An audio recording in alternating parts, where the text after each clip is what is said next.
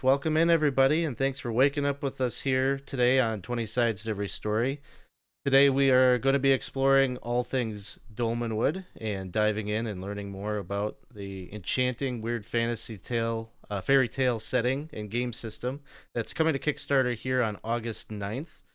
Throughout the broadcast, you may see that we have a link that'll be popping up in the chat with it's a link that'll take you to the Kickstarter page. It isn't live yet. It'll go live on August 9th, but if you'd like to sign up and get notified when that goes live and when you can start pledging, just follow that link and get signed up. So today we have with us to talk about Dolmenwood is the creator himself, Gavin Norman, and Gavin is a game designer, the man behind Necrotic Gnome, Old School Essentials, and of course, Dolmenwood. So, Gavin, thank you so much for being here today. Yeah, cool. Thanks for inviting me. Maybe you could just share a little bit about kind of like your journey into game design in the tabletop industry. I think that would be kind of interesting to hear Right. kind of how you got into the business and maybe what are some of the key moments from your career that have kind of led you to today. I started off, I guess, like most people, just as a hobbyist, just kind of running my own games. I had a break from gaming in like my 20s, and then kind of got back into it in my 30s. And at that time, D&D 4 had just been released. So I kind of played a few games of that and Pathfinder, I think, like the kind of Pathfinder beta version or whatever it was. So I played that for a bit. And then I kind of found that like I had this hankering back to the like versions of my youth, basic D&D and AD&D second edition. So I started kind of reading about it a bit online and discovered this like scene of other people who were, still playing or going back to playing these older editions. And then soon after that, I decided to start a blog because I'd seen other blogs kind of putting out material for these old games. And just kind of went from there, just like got really into publishing new kind of spells and classes and things like that on my blog. And then eventually I remember looking at the amount of content I had on my blog and just thinking like, oh, I wonder how much that is. Like if I just cut and paste everything into a document, how much have I actually written? And I was like, whoa, that's like 50 pages of, but if I just do a little bit more, I can make a book. So that was how my first book, Theorems and Thaumaturgy, was born. It was just a kind of compilation of stuff I'd written for the blog. I think it was like 64 pages, something like that in the end. I just grew from there, I just started kind of publishing more stuff, just print on demand and PDF. Then eventually decided I wanted to do something kind of higher quality, like a proper print run. And that was when I did the first Old School Essentials Kickstarter for including like a box set with the 5 books in it. And like a full hardback version of the game. And from there, that was when it kind of really kicked off as like a proper business rather than just a kind of hobby thing. So yeah, just slow building up basically over like a decade. It's very cool. What do you find you enjoy the most about working in this industry, and what kind of fuels your passion and creativity to keep creating new things? I mean, I guess this is what I love doing, like imagining new worlds, characters, creatures. Since I was a kid, that's what I've been into, like fantasy and imagining things and making little games and stuff like that. So although obviously like as a business there's a lot of like admin stuff and management stuff and things like that, which is like it's part of it. It can be a bit of a drag, but just every day I'm like, whoa, crazy, I'm so lucky to be doing this, and this is my job. Also just getting to work with lots of super creative people is amazing, all the artists and like other writers and editors and things I work with. Like it's just great to be surrounded by people who are also in this kind of space of imagination and creativity. Very lucky. Awesome. Well, I'd like to kind of get right to what we were here to talk about, right? And talk a little bit about Dolmenwood as a project that is a long time coming and now going to be seeing a Kickstarter. I guess maybe to set this up, I'll share a little bit about how I found out about Dolmenwood. Yeah. I don't know if a lot of people watching that listen to us play Dolmenwood know like how I came about it, but I'm a pretty new father, and so last summer, it was literally like a year ago, I was shopping around to find like an actual play to listen to, and I'm sure you know these guys, but the 3D6 Down the Line guys put out a very well done playthrough using Dolmenwood as their play setting. Yeah. And it was exactly the kind of thing I was kind of listening to as I'm like, with my son. He's sleeping in my arms. I needed something Right. to listen to like kind of Yeah, perfect. pass the Nice. time along.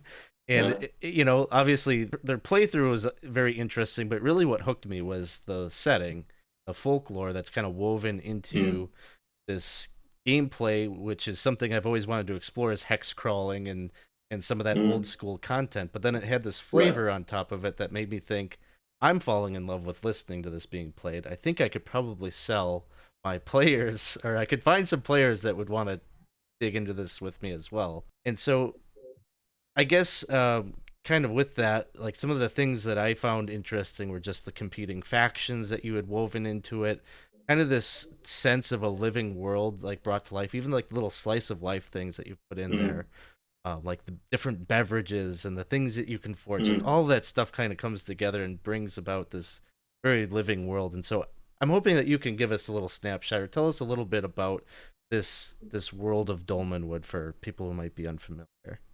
Yeah, I mean, so I guess in terms of like the sort of intended gameplay, like as you say, the idea is it's this very like open world, like sandbox kind of place that you can just explore and interact with. Like there are kind of overarching storylines that the players can get involved with, but it's not a kind of adventure campaign in that sense. It's more like players forging their own kind of adventures and exploration in the world. So like thematically, it draws a lot from kind of British folklore and fairy tales, bits of like folk horror, like things like The Wicker Man. The film is like very influential in my mind, and like bits of that are in there. So it kind of has a blend of this like if you think of a traditional fairy tale, it has these like super dark, from our perspective nowadays, especially looking back at fairy tales from a couple of hundred years ago, super dark and creepy, but also this kind of whimsical, like magical kind of atmosphere. So I wanted to kind of blend all of those kind of different influences into a setting. And I mean, I've seen obviously kind of fairy tale esque RPG settings over the years, but I sort of felt like there wasn't really that much that really kind of exemplified this kind of mix that I had in mind. Like I think a lot of things tend to either be like dark fantasy horror kind of aspect, or much more the kind of light, whimsical kind of fairy stuff.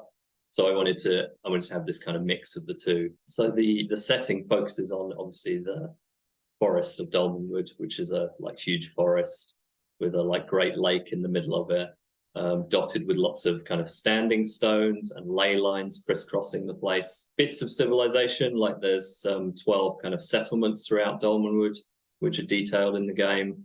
But a lot of it is just wild forest and swamp, filled with all sorts of weird creatures and mysteries. So that's kind of a very high level kind of overview of what's going on in Dolmenwood, What are what the kind of feel of it is.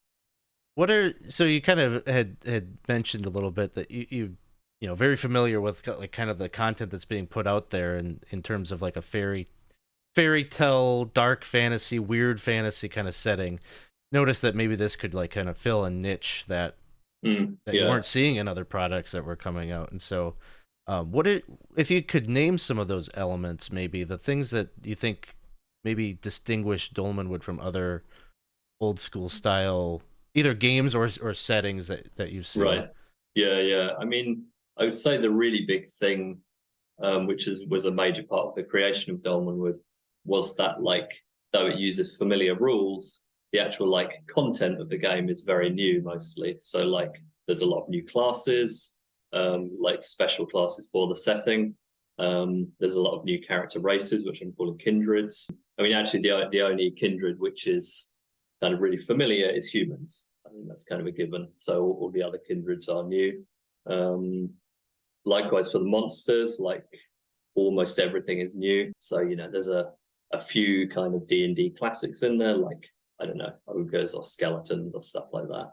But even those are given a kind of new, more like folkloric kind of weird twist. So from the point of view of players, I remember my players in games over the years, even like old hands at D&D, people have been playing since the 80s, being like, oh wow, this is amazing, like everything is new, we don't know anything, it's amazing. So it's this, I really wanted to kind of bring this sense of like novelty and mystery and freshness which I think, you know, when you start playing RPGs, that's a big part of it, right? That you meet a troll for the first time and you don't know what trolls do. You know, you don't know their weaknesses and strengths. So I wanted to, in the setting, kind of bring that feeling back to kind of relive that sort of feeling of freshness. Yeah, I think that's very true. And even though there are elves and goblins and undead, like you say, in Dolmenwood, they sort of subvert your expectations of what they are based on like kind of Tolkien-esque maybe fantasy. I think a popular thing that our group has been saying, they've dealt with some undead. The undead they're never just bloodthirsty, like kind of straightforward opponents. They usually have some kind of like a story or a quirk or something, and they're maybe less afraid of undead and more afraid of fairy at this point. Right. That's cool. And if you have, we do have some questions coming in from the chat, and so I think this is a good one from Casey. He wants to know, obviously, I think you're probably familiar with like people having shared stories of their own Dolmenwood games as they play tested different things that have come out. He wants to know, what is your favorite bit of lore or personality from Dolmenwood that you created that someone else interpreted in like a different way than you had in mind or had intended? Oh, right. Yeah, interesting. One character that comes to mind is Mostelmeier Druge, who is a quite powerful wizard in the town of Prigwort. I think Prigwort is quite a common kind of base town that people use for their games. So quite a few people I've heard of have had their kind of different interactions with him. And that is amazing. Like everyone that I've heard of has come up with this different like angle on him. Like I remember one group had him as like, do you remember, was it from Orko? Was that Thundercats? One of those kind of 80s cartoons has this kind of little mini wizard with a like pointy hat called Orko. I remember hearing one of these groups had like made him into that. So that's like really amazing to like, have created something, but then see that every group interprets it in different ways and has different kind of adventures with it. I think I've heard of Druge being killed a couple of times as well, which is fascinating because I'd set him up more as a kind of mentor type character. But, that's sandbox play. Like anyone can take it however they want to. Yeah, I would imagine as a game designer, that's got to be one of the most satisfying things, is just hearing these very divergent like ideas of how totally. And like I feel like you're writing not just in Dolmenwood, but like in like any of the modules that you've written is laid out in a very kind of like, here's just enough information for the game master to look at the page and like in 30 seconds be able to like, okay, and then like kind of spin that into their own ideas. It's totally. I mean, with the NPCs in Dolmen, would say there's a structure of like a brief description, then it describes like their demeanor just in a line or two, then their speech in a line or two, desires in a line or two, and then maybe like combat stats or anything like that. But that's kind of the idea, just to give like enough kind of fun seeds of descriptions and desires and things that then the DM can take that and run with it in their own direction, kind of thing. I have another question for you, kind of going back to sort of the fairy tale, maybe some of the inspiration kind of pieces that you've taken and built into Dolmenwood. There's clearly like nods to like all sorts of like classic like grim fairy tales kind of thing. I think there's like a hex where there's like a woman that has like a gingerbread golems and stuff like there's things that are like very like almost a little on the nose, like exactly where that came from. But my question for you is, are there any obscure fairy tales or lesser known folklore that you're a big fan of that kind of influenced your work, or you're proud to say like, yeah, I pulled in this story that maybe like not a lot of people know? And like I guess I would say I'm not really kind of an expert on like obscure folklore, to be honest. Like I go from a more like, I don't know, almost like a sort of life holistic kind of thing, just growing up in England. I think you just absorb these kind of influences over the years. So it's not, it's not like I've gone through and kind of really dug into like old folklore stuff like that. A lot of the influences in Dolmenwood, though, apart from the obvious traditional fairy tales, is like modern, like 20th century fairy tales. I mean, actually, I guess kind of a big part of the genesis of Dolmenwood was reading Jonathan Strange and Mr. Norrell. Oh yeah. Clark. And just the way elves and fairy are portrayed in that, I don't know, it just blew my mind. Like, whoa, this is really something. And I think that was kind of one of the big things that led me to create Dolmenwood. Another thing was Lord Dunsany's work, King of Elfland's Daughter, the Charwoman's Shadow, stuff like that. Like these kind of modern fairy tales, like which somehow I guess they're kind of crossover of fantasy, like as we know it, modern fantasy, and calling back to these older fairy tales. I love that stuff. So there's a lot of that in there. Very cool. So I guess one of the things I wanted to touch upon is, I guess here on 20 Sides, we do mostly like actual plays, and we've long flirted with sort of the line between 5e and old school gaming. Right. We played a lot of like Goodman Games puts out the what is it called? The Original Adventures Reincarnated, where they'll take old modules, you know, and kind of give it like a 5e rendition and whatnot. Yeah. We've played some old other OSR inspired things like Shadow Dark. So we've tried out a lot of stuff, and of course play old school essentials. But I find that in our community there's kind of a growing interest, I think, in the old school way. I don't know if it's like partially has something to do with like Stranger Things, you know, kind of calling back to that sort of nostalgia, or you know, maybe it's just the oversaturated 5e has been around for so long now that people are like, okay, what else is out there, right? So there's, I don't know, for whatever reason, there's kind of a natural curiosity, I think, that's out there right now. And I think in a way, just having 5e, you know, makes you think at some point, what was 4e? What was 3e?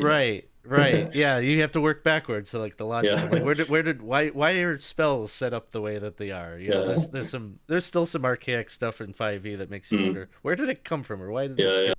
And it seems to me like Dolmenwood's, you know, at least your vision and that you're putting out there for it seems to be sort of maybe a good gateway for people that only know 5e to like come into old school gaming. And I guess like my first question is that a deliberate choice, or is that kind of something that you thought about? Yeah, definitely. I mean, you know, I've been developing Dolmenwood for quite some years, and I guess it's just something as the setting itself grew richer and richer. I kind of just had this growing feeling of like, you know, this world isn't, you know, doesn't necessarily have to be tied to a particular scene like the old school scene, or doesn't have to be tied to a particular rule set. You know, I even considered at one point originally doing a 5e version of Dolmenwood as well, but dropped that idea eventually just because producing one version of Dolmenwood was a massive project, and I was like, well, producing another version on top of that, like, no way, like that just isn't feasible. But yeah, definitely, I kind of had this feeling that like this is something that doesn't necessarily rely on that kind of nostalgia for mechanics, or like a nostalgia for old school D&D as it was played in the 80s at all necessarily. You know, it's the setting itself is what I really want to kind of push. And so I ended up making a few kind of additions and tweaks and things to the rules to make it like more accessible to a wider audience. You know, for me, the thing I love is Dolmenwood, the setting, and like I want that to reach as wide a kind of audience as possible, you know. How do you feel that Dolmenwood maintains some of that old school, maybe it's old school roots, while still being, what are the things that make it accessible, do you think, for newer players?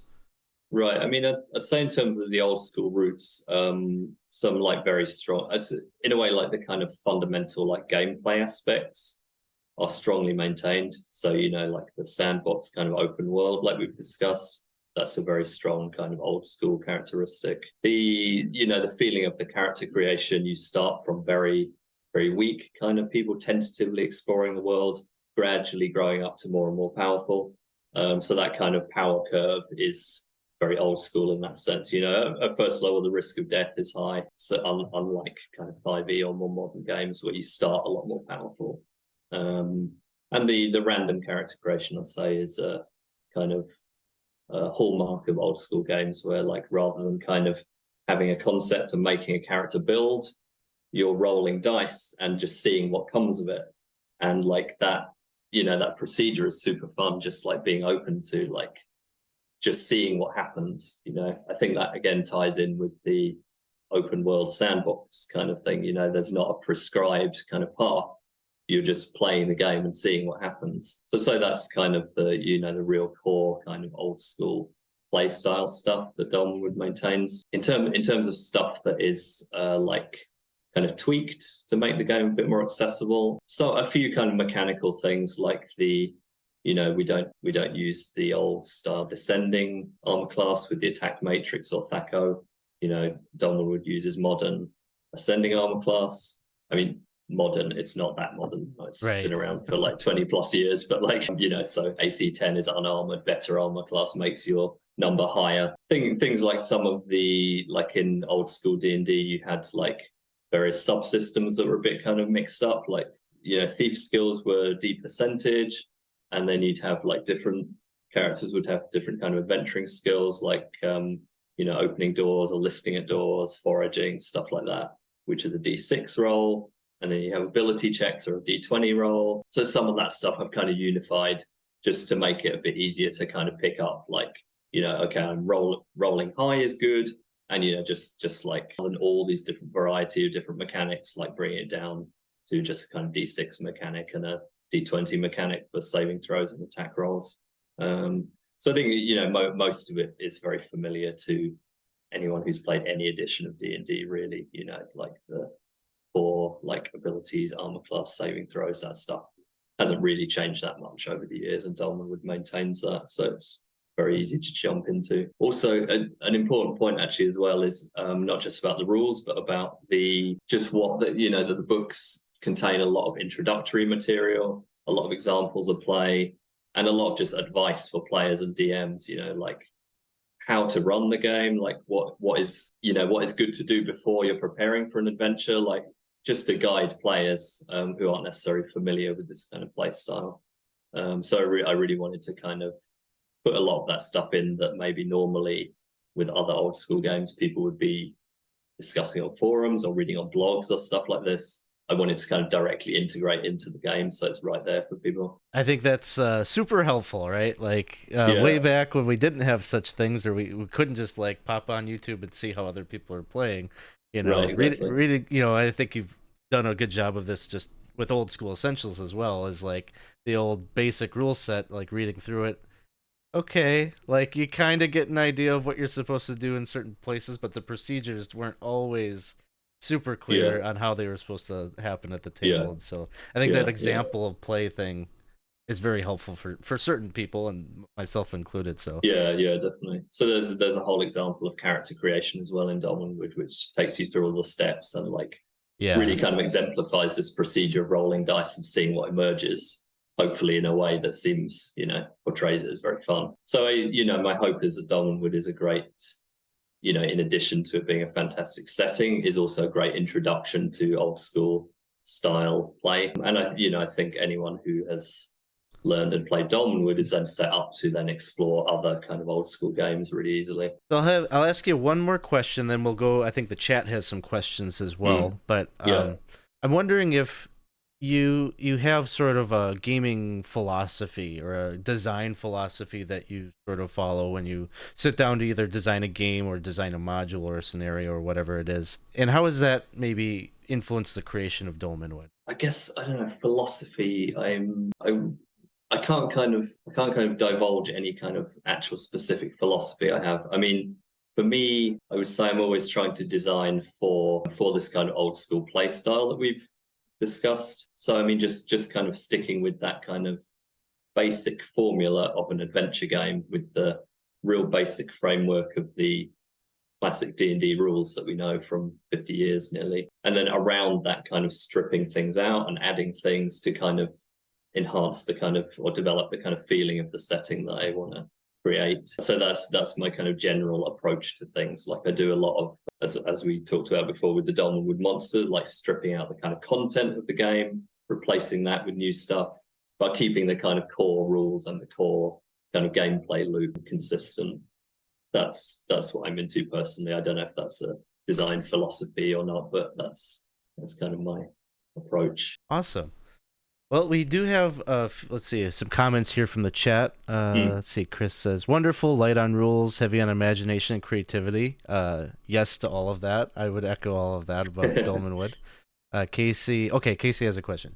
What storyline, theme, or mechanic got left on the editing room floor because it didn't condense or simplify well?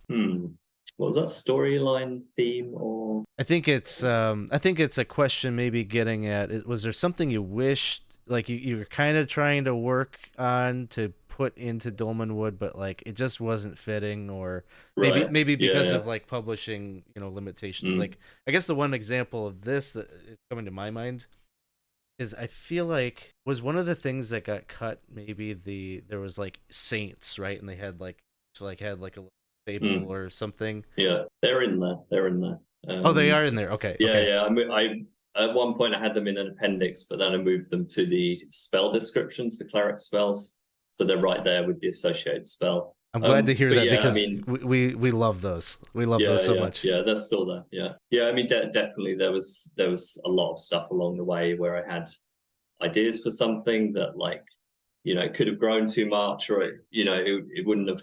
It would have added too many pages. Essentially, it's a very very big project already. So definitely there were things along the way which I was like, well, okay, I'll have to save that for a future kind of sample. And just seeing if I can think of any specific examples offhand. I mean, one thing was like high level play. So in old school essentials, there's kind of basic guidelines around like building a stronghold and like running a domain, getting taxes from settlers, this kind of thing. I sort of thought like I could just include that as is in Dolmenwood, but it doesn't do it justice. It's a big topic, and I think especially when you're tying it into a campaign setting, particularly, you really need to, or there's an opportunity to really flesh this out to really tie it in with the setting. Like if you found a domain in Dolmenwood, how do all the existing nobles react to that? Like Hmm. I think there needs to be a kind of discussion or framework around that. So that was something that I started thinking about it, and then was like, no, that's too much. That that alone could add another 30 pages to the book. The books are big enough already. Like kind of save that for the future. So yeah, there was a lot of stuff like that along the way that I had to stop myself. Otherwise, it's just an endless process. The goalposts keep moving and the game is never finished. Let's see. A lot of comments here, so I'll just try to filter Okay, through, cool. unfortunately, because Yeah, of time and such. Lots of okay. I like the meaningful calendar. Another comment here. Gavin's works are probably the most easy to read TTRPG systems I've come across. I think that's. I would echo that one as well. that's yeah. I mean, that's a big focus of old school essentials, and that's carried over into Dolmenwood. Like, I want to stress that while there's a lot of content, it still has this kind of focus on like being usable. Without like having to read and memorize hundreds of pages of lore, kind of thing. Let's talk maybe some questions kind of more about experiences. A lot of us have had some experiences with Dolmenwood as a setting at this Mm. point. Maybe could you talk a little bit about the realms of fairy and the roads leading to those otherworldly Right. places? They're kind of like This tangential a little bit to yeah, Dolmenwood this itself, but this actually ties strongly into the point we were just discussing. yeah. So the game is about the forests of Dolmenwood, but it's described as being kind of on the borders of fairy, which is this parallel kind of timeless magical realm where the fairy beings originate, and some of them will like hop through into Dolmenwood through these kind of magical doorways just to experience the like weirdness from their perspective of the mortal world. Like it's time weird and people die and there's diseases weird, like just from the kind of immortal like fairy perspective, that stuff is just super bizarre to them, so they go through into Dolmenwood as like adventurers, to kind of explore this stuff. So that's a very strong part of Dolmenwood. But on the other hand, like just the forests of Dolmenwood is incredibly detailed, and then to proceed to also detail these like I think there's like 15 or 16 different kind of fairy realms described. To add that level of detail to them would, that would be another whole book in itself.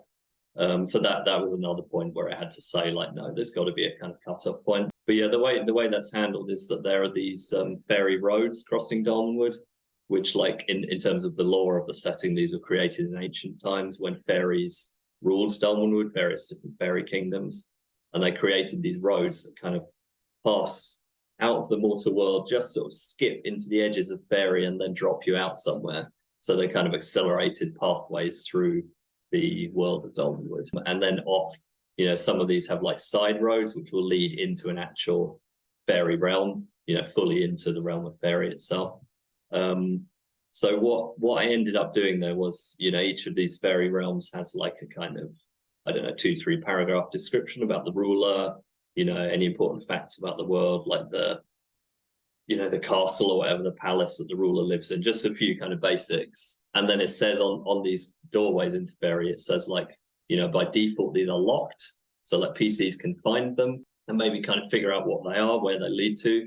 But by default, they're locked. So the DM doesn't have to then deal with like, okay, we go into the realm of the Goblin King. And the DM is like, like I've only got like 2 paragraphs written about this. So just to kind of save the DM a lot of trouble there, that then if they want to then expand that at some point, or if a future Dolmenwood supplement comes along that goes into Goblin Hold, which is the realm of the Goblin King, then they can use that. Then they can say, oh, you find a key to this door or whatever. But, you know, the default is that there's a lot of influence from this stuff, but it's kind of locked off. Yeah, to save the DM, basically. Well, that's good. I would love to detail all that stuff at some point. That would be a really, really fun supplement. Yeah, that was going to be my follow-up question, was if there were plans. And so I think you've given us enough that there's at least a thought about maybe that could be. Yeah. I think for a supplement for fairy, I would imagine maybe rather than like a hex crawl, like laying out hundreds of hexes in each of these realms, some kind of more like procedural kind of thing. Like, oh yeah, what was it? The Neverland had for its fairy rules had a sort of depth crawl. So something like that, you know, where like, I think that would again kind of emphasize the weird shifting nature of fairy as well. That it's not like you can map it, you know, that's not possible. It's like it's beyond our conception of time and dimension, you know. That's how the fairy roads work, actually. When you travel along the fairy roads, there's not fixed landmarks. It's kind of different each time. There's procedures for that. So kind of probably I would extend that into the fairy realms in a hypothetical supplement. Well, I guess going from kind of that extreme of the wild and weird aspects of fairy and its interaction with the material in Dolmenwood, my players, I think, are finding that some of the stuff that they really love about Dolmenwood, and I would say this is true for me as well, is those slice of life details, just those little things that don't often get a lot of attention, I would say, in other tabletop games I've played, but things like having a dog companion and what are the mechanics of that, or the rules around, you know, pipe leaf and meals and foraged foods and beverages. All these things have considerable attention placed on them, that they give this almost cozy feel, or this like nuance to the world that makes it feel like a place that you kind of want to be a part of, or cozy up at the hearth with you know, some of this pipeweed and which variant are you smoking and that kind of thing. How do you approach weaving these things into the setting, and how do you go about it to design these things so that they're not just fluff, but they actually are meaningful to the gameplay?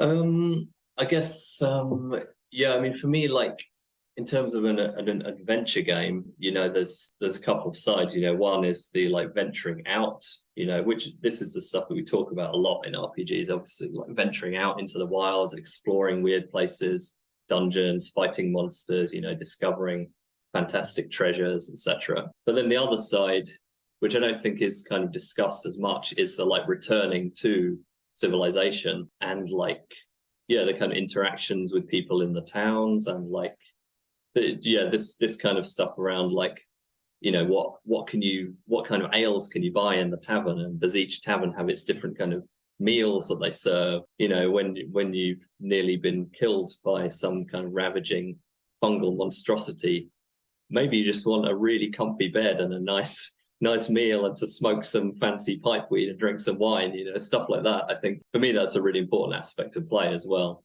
And so I wanted to kind of add this detail to really kind of bring that atmospheric kind of richness, as a kind of contrast to the perilous, like, you know, death and monsters and this kind of stuff. I mean, I think in terms of the, you know, mechanically, there's a couple of little mechanics. Like there's an optional rule for like if you're contemplating a problem and you sit and smoke some pipe leaf, then you have a chance of getting a clue from the DM, stuff like that. I got that idea, credit where credit's due. I got that from the One Ring first edition. I don't know if it's in the second edition, but there was a similar kind of rule in the first edition of that. Just little things like that, but primarily it's really a kind of atmospheric kind of thing for me, including that kind of stuff. I love it. I could just write stuff like that endlessly. It's like... So I got one more question for you, and then we'll get to talking about the Kickstarter. Right. Yeah. But cool. One of the things that I really enjoy about Dolmenwood, and this is coming from someone that never got to do like a hex crawl before. I was always fascinated with hex crawling, but wasn't never sure like exactly how to do it and go about it. Right. Yeah. And playing through Dolmenwood's hex map world that you've developed, there's very much a real sense of like interconnectedness, that like each hex isn't its own independent little island, but there might be characters in this hex that has a want or a desire from somebody over here, or it just feels like there's this very interconnected web where there's threads that could take the adventuring group in all sorts of different directions, and it feels very intentional. Where I think my players maybe give me too much credit sometimes. They think I'm like weaving some intentional plot, and it's just that this all like fits together so well. Right. Yeah, I mean that's kind of the aim, that it emerges in play, that like there are these connections. So in a way, you don't need a sort of pre-scripted adventure, because there's all this interconnectedness that naturally, you visit one place and that naturally gives you hints about another place you could go, and so on. So it just kind of goes from there. But yeah, I mean that was a kind of aspect I was kind of very focused on with the hexes and with the factions and NPCs. I mean, I guess there's a few kind of overarching broad kind of themes that spread across the map, and then there's a few more specific kind of mysteries. I won't go into kind of detail because it's big spoiler kind of stuff, but mysteries about, I don't know, for example, where is a certain missing magic item, stuff like that there's, then there'll be several hexes where you can get clues, and eventually they'll point to, the actual kind of location. So putting in stuff like that was very conscious. But also, on the scale of each individual hex and each individual NPC, like just thinking when designing it, is there an aspect that makes me think, maybe that could hook into another NPC elsewhere or something like that. I mean, it's not like every single hex or character is hooked into this web. Some are just kind of weird things that you encounter on their own. But just kind of bearing that in mind whenever creating a X or NPC, like for NPCs, say what are their desires? Is there something I can put into their desires which is a hook that PCs can directly we heard about this, or cool, can we go on a quest for you, stuff like that. I think that's kind of what really creates this interconnectedness. I think my chat bot is trying to tell me it's time to start talking about the Kickstarter, because the automatic message just came up. Go check out the Kickstarter. It goes live on August 9th. So maybe we'll just open with, can you tell us maybe about some of the most exciting things that you're willing to talk about or share about the Kickstarter campaign? Yeah, so I mean the basic kind of things that are involved, like components, obviously the 3 core books, like there's a player's book, the campaign book, and the monster book. There will also be a limited edition, like Kickstarter only pledge tier, where you get special editions of those books with foil kind of filigree on them, like silver foiling, and in a slipcase, like a kind of leatherette slipcase. So once the game goes to retail, you'll be able to buy the 3 individual books, but the actual slipcase set will be limited to the Kickstarter. So that's a really cool thing if people, for people who jump in early and back the project at this stage. Also, we've got a lot of extras. There's going to be 4 adventures. There's going to be minis, like a set of 11 player character minis, including lots of the new kind of kindreds and classes from Dolmenwood. On a personal note, I'm just amazed to be producing minis. It's so cool. There's even going to be a music album, like a soundtrack album, created by Tales Under the Oak, the artist, which also is amazing. I can't wait to have that. That's going to be on vinyl and digital. GM screen, cloth maps. There's going to be, I've received permission to reveal what the early backer reward will be. So I can't remember what we decided the exact time frame, but I think the first if you back within the first 2 days, like the first 48 hours of the Kickstarter, you'll get a free cloth map of Dolmenwood. So that'll be, big, I can't remember the exact dimensions, but, this big cloth hex map of Dolmenwood, which is like, should be super, super cool. So yeah, back early to grab that. It'll be available later as an add-on, but obviously then you have to pay for it. So jump in early and you'll get that for free. Yeah, so that's kind of the components and like cool limited or free stuff. I can honestly say it's going to be the very first Kickstarter that I've ever backed where I'm going to get a vinyl out of the deal as well. So that's right, awesome. That's exciting for me. But yeah. That's awesome. Yeah. There's a bunch of stretch goals as well, but I won't go into those now. Can you tell us? I saw there was one question about. I think somebody had asked about maybe the module that focuses on House Malbec, I think. Can you tell us a little bit about maybe just like 1 or 2 sentence description of what some of these adventures that are coming out? Yeah, sure.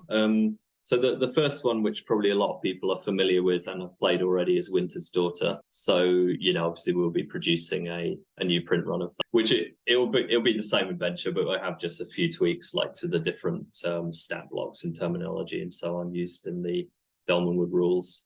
So then we'll have The Fungus That Came to Blackswell, written by Eve Geens, which is one of the settlements in Dolmenwood is called Blackswell. And this is like located in the fungal forest of Mulch Grove. So this adventure is like, what happens if this fungal forest actually kind of goes nuts and overwhelms the town of Blackswell. So yeah, if you like the sound of exploring fungal horror kind of town, then that's the adventure. Then there is the ruined abbey of St. Cloud, which is this one is quite pivotal to the kind of history of Dolmenwood. So this is the big like ruined abbey that was built a few hundred years back in the center of Dolmenwood as like a kind of crowning glory of the church and of like human dominion in Dolmenwood, and then was kind of crushed down and ruined by various kind of chaotic forces over the years. So, in a way for humans in Dolmenwood, that's now a mark of shame that they're like the dominion of civilization is sort of semi a failure. So this is a location with a lot of history tied into the setting, and that players can delve into these kind of crypts beneath it and discover all sorts of like weird stuff and kind of answer mysteries about the setting, about the wider kind of history and lore. The last one is called Imelda's Song, written by Scott Malthouse, and this is about, let me just think about if there's any spoilers I shouldn't reveal. It focuses on Lord Malbleet, who's one of the goat lords of the High Wold, and on one of his kind of evil schemes. I mean, I won't go into more detail than that because it's quite spoilery. But yeah, so that's a like goat lord's manor you can kind of adventure in. Very cool. Another one of the questions I wanted to ask you is just because Dolmenwood is such a large place, and there is so much room, I think, for other stories or other ideas or creations that come into it. I'm wondering, have you thought at all about having a license available for third-party creations and product development? Right, yeah, definitely. So it's not the license hasn't actually been written yet, but the intention is at the very latest, by the time the game hits retail, that there will be a third-party license. So that will allow people to use a special like Dolmenwood logo on their books, and to then publish anything, adventures or supplements set in Dolmenwood. So, they'll be able to refer to all the names of places and people and monsters and so on. So that is really exciting to me. I think like we discussed with the Mossel Nige Rouge earlier, like everyone has their own different angles for Dolmenwood. I mean, that's actually quite conscious really in the design of the setting, that it can be taken in a lot of different directions. You could play it really like straight magical fairy tale. You could really emphasize the kind of horror aspects of it. You could take it in a really like kind of political direction with the kind of different factions and like intrigues among the different kind of NPCs in the church, stuff like that.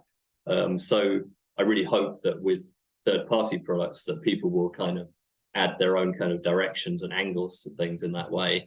So yeah, I'm really excited about that. I mean, there's obviously like a limited amount of time. I personally have to write new stuff for Dolmenwood, so I really hope that a lot of people, third-party publishers, will flesh out some really kind of fun and interesting stuff for the setting. See if we've got a couple of questions from the chat. This one is from Alex Jean. Question for Gavin if you have time. You obviously have an obligation to keep Carcass Crawler Zero as a Kickstarter exclusive. Do you Yeah. still plan to eventually release all of its contents within future materials? Yeah, definitely. I mean, almost all of it has been released already, actually. I think there's maybe two or three classes haven't been yet, but they will be definitely in future. Yeah. That, honestly, that was a mistake doing that. Like it seemed like a cool thing at the time for that Kickstarter. But then afterwards, in retrospect, like, oh, huh, that content is now locked away. We promised it was exclusive, but that's not something I would do again, locking away kind of game content as exclusive. So for Dolmenwood, we have the exclusive, like limited things like physical, fancy physical copies, but the game content itself is, the same as what will be available to anyone in the future. As we're So drawing, look out for future carcass crawlers and supplements and things. very cool. As we're drawing to a close, we just have some closing kind of fun questions for you, Gavin. And some of these, I think people had been kind of asking similar questions earlier. So hopefully, if you asked one of these questions, you'll get the answer here. So, if you had to create a Dolmenwood character, what would their kindred and class be? I love mosslings. They were one of the first things I created for Dolmenwood. Mosslings are this kind of like gnarled, woody kind of half.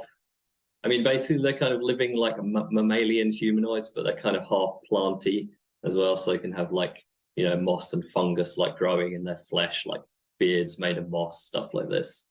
I love those. So, they come with a D20 table of like weird fungal infestations. So I would create a mossling definitely. And class as well, did you say? Yeah. I'd probably go for one of the new Dolmenwood classes, like what fits with mosslings especially would be like a hunter, like so its animal companion would probably be some kind of little weird kind of forest pig or something like that, or a squirrel or something like that maybe, that they kind of forage around in the undergrowth together. Or maybe a minstrel, like I think a mossling minstrel could be fun with some weird like bagpipe made out of puffball fungus or something like that. Yeah, Winston's one of my players. He's in the chat and he says, would love to see, what did he say? Oh, I lost the comment. But basically it was something about, we're waiting for one of us to die to make a mossling, because my rule in our game is they had to be humans to start until they meet an NPC that is one of the, Dolmenwood kindreds or whatever. Yeah. So, yeah. Right, cool. they love the mossling as well. So another question I have for you is, tell us about one of your favorite hexes that you developed and what makes it special. Ooh, there's a lot. I guess one that comes to mind that was really fun, one of the kind of later ones that I wrote, was called the Boggins Lamp. I mean, there's a lot of different kinds of hexes in Dolmenwood, but some kind of tie into the lore heavily. Some are more like danger, like monster lairs, adventure sites. But some are just kind of weird, fun atmosphere, and this is one of those. So it's this inn that characters can discover like inexplicably, like in the middle of nowhere, like just in wilderness, no roads anywhere. And they see the lights kind of flickering in the distance. Go into this place called the Boggins Lamp, and when you're inside, it's always night outside. So you look out the windows and you see nighttime, whatever time of day it is. So you kind of can pick up that you're in this strange dimensional space. And this is a place that is used as a Droon meeting place. So the Droons are like this kind of cult of sorcerers who wards the standing stones. So they kind of hang out in this weird inn, like as a kind of secret place to meet up. And there's just these kind of mysteries around the place that aren't necessarily all explained, like how this place exists or where it comes from. But I just love that kind of atmosphere. And there's a kind of fun NPC you can meet there as well, who's a kind of mid-level adventurer who then maybe could be someone that accompany PCs or become have some kind of relationship with PCs. I love the idea. I really like the Boggins Lamp. I love the idea that the Droon have like a coffee meetup place. Exactly, yeah. It's just a kind of chill out place. Off-duty Droons, yeah. That's awesome. Tell us about what is your favorite classic adventure module and why do you love it? Oh, I I have to say, I think I've never played any actually. Even when I was a kid, I was always a home brewer, so I'd always just create my own dungeons and adventures. I mean, I have a soft spot for the Isle of Dread. I think I've never run it, but obviously getting the expert set as a kid, like I've certainly read it, and I remember like making a huge. It felt huge to me as a kid. I don't know, like 10 sheets of paper, like all sellotaped together, loads of islands, and one of them was the Isle of Dread. I don't actually ever remember anyone going there, but it was certainly in my world at that time. So yeah, I guess the Isle of Dread is probably the one I feel most kind of nostalgia or connection for. Yeah. I don't know if it's the first tech scroll, but it's the first one that comes to mind as far as Yeah, like yeah, as the yeah. oldest one I can think of. Yeah, really iconic. Yeah. How about favorite classic D&D monster and why? There's a lot. I mean, I guess I love the weirdness of AD&D. Like, I mean, actually, the Monster Manual AD&D is my favorite RPG book ever by quite a long way. I just love the kind of esoteric feeling of it. So some of the monsters in there I love, like the Mind Flayer. I love like just that kind of deep, like underground weirdness and psionics and like pure alien evil. Like, Very yeah, cool. Mind Flayers are Let me just do one quick check just to see if we have any last questions here from the chat. Okay, there was one question I missed. Rev Rubin says, "What I value most about OSE is the emphasis that you mentioned that each character class brings something distinctive to gameplay, thereby encouraging diversity in party makeup. Yet players always like certain classes more. How do you balance this in terms of both game design and gameplay in Dolmenwood?" I mean, in Dolmenwood, I guess it's kind of a mix of keeping the classic D&D archetypes. There's the classic four, like cleric, fighter, magic user. I've called it magician in Dolmenwood, but it's the same, and thief. They're all there. So you have those kind of that foundation of classic D&D, and then kind of mixing in more like kind of archetypes that really emphasize something about the setting. So there's a knight class, which generally in the sort of broad D&D space, generally my opinion about classes like that is, why not just play a fighter, basically? Like, is there really a need for a separate class for that? But as this kind of like feudal structure and like knights are a big part of the Dolmenwood setting, it kind of really made sense for there to be a class for that, because then you're actually specifically tied into the world. The knight class has to be a follower of one of the servant of one of the houses of Dolmenwood. So that's something that the player has to choose and really ties them into the world. So, that made sense to be a separate class. And other kind of fairy tale archetypes, like a minstrel, like kind of like Pied Piper kind of style character, like that really felt like an archetype that is really kind of tells you something about the world, that like enchantment and music are important. And in the enchanter class as well is an interesting one, that's someone who either is a fairy or has been touched by the realm of fairy in some way. So it could be a human who wandered lost in fairy roads for decades of their life and then returned, and 2 days had passed in the mortal world or something like that. But because of this, they've gained these kind of magical fairy powers. So that's another kind of class which really emphasizes something about the setting. So kind of a mix of those two things, I would say. It looks like we are just about at time. So I just want to say thank you so much, Gavin, for coming on here. Not just coming on here today to chat with us, but for creating all of the things that you create. I can honestly say from the bottom of my heart, Dolmenwood is maybe my favorite thing of all time in terms of like being a GM. Wow, like amazing. The game that I Thank am you. running is just, it's reinvigorated my we were talking about like before, I think before we were coming out a little bit about like that feeling you have as a kid, like opening up a TTRPG book. I'm feeling that right now with everything that Dolmenwood. So appreciate it so much, everything that you've done. Any last things that you would like to say about the Kickstarter before we go off? I think I've sort of revealed everything I wanted to reveal about it, but yeah, just join up August 9th. The PDFs, nearly finished PDFs of the books, will be going out kind of shortly after funding. So, though it will take a while to finish the actual physical books, obviously backers will get the game pretty quickly in a near finished form. So, yeah, if anyone's wondering about that, coming very soon. Well, thanks again, Gavin. The link to that, folks, is in the Twitch chat. the Kickstarter page. You can sign up there to get notified when the Kickstarter goes live on August 9th.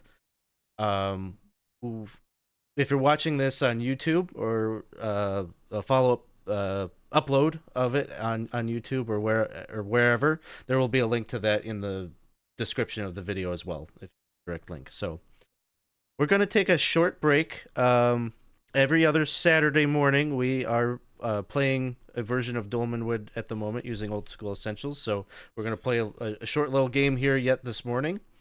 And so just give me maybe 5 minutes or so to get that stream set up, and we will be right back. So stay tuned. Thanks.